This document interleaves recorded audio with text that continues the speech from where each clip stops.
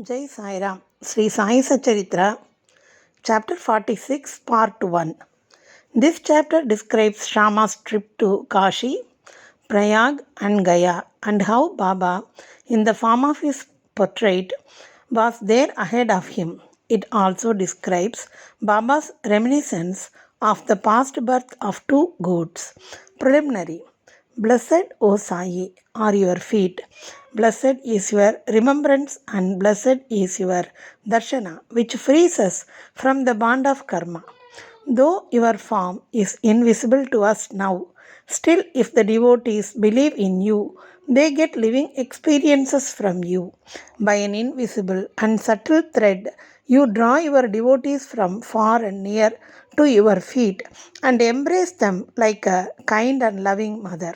The devotees do not know where you are, but you so skillfully pull the wires that they ultimately realize that you are at their back and help and support them.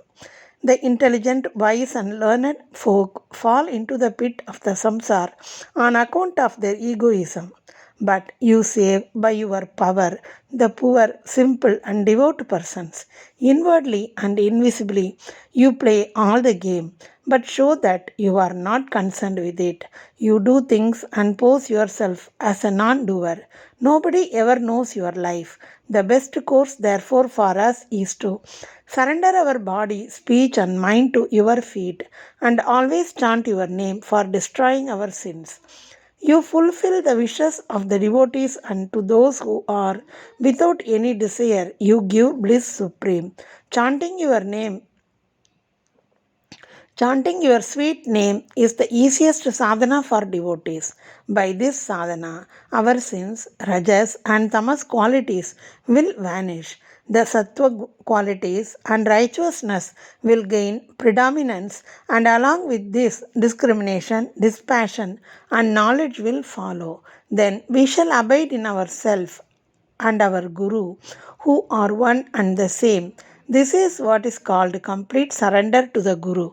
The only sure sign of this is that our mind gets calm and peaceful. The greatness of this surrender, devotion, and knowledge is unique, for peace, non attachment, fame, and salvation, etc., come in its train. If Baba accepts a devotee, he follows him and stands by him day and night, at his home or abroad. Let the devotees go to anywhere he likes. Baba is there ahead of him in some form, in an inconceivable manner.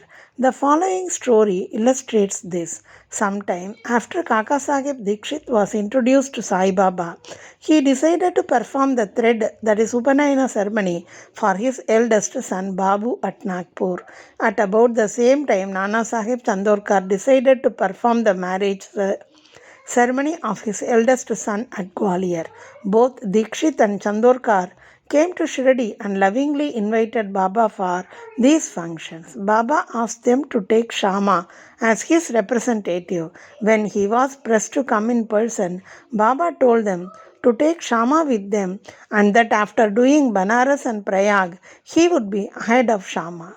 Now, mark these words, for they show Baba's all pervasiveness.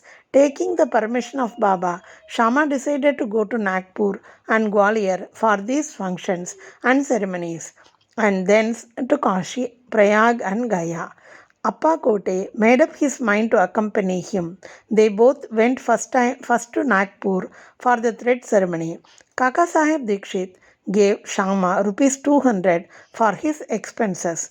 Then they went to Gwalior for the marriage ceremony. There Nana Sahib Chandorkar gave Shama rupees 100 and his Vyahi relation Mr. Jadar gave him also rupees 100. Then Shama went to Kashi and then to Ayodhya, where he was well received in Jadar's beautiful temple of Lakshmi Narayan at Kashi, Varanasi or Banaras, and in the Ram Mandir at Ayodhya by Jadar's manager. They, that is Shama and Kote, stayed for 21 days in Ayodhya and 2 months in Kashi. Then they left for Gaya. In the train, they felt a little uneasy hearing that plague was prevailing in Gaya. At night, they alighted at Gaya station and stayed in the Dharmashala. Jai Sai Ram.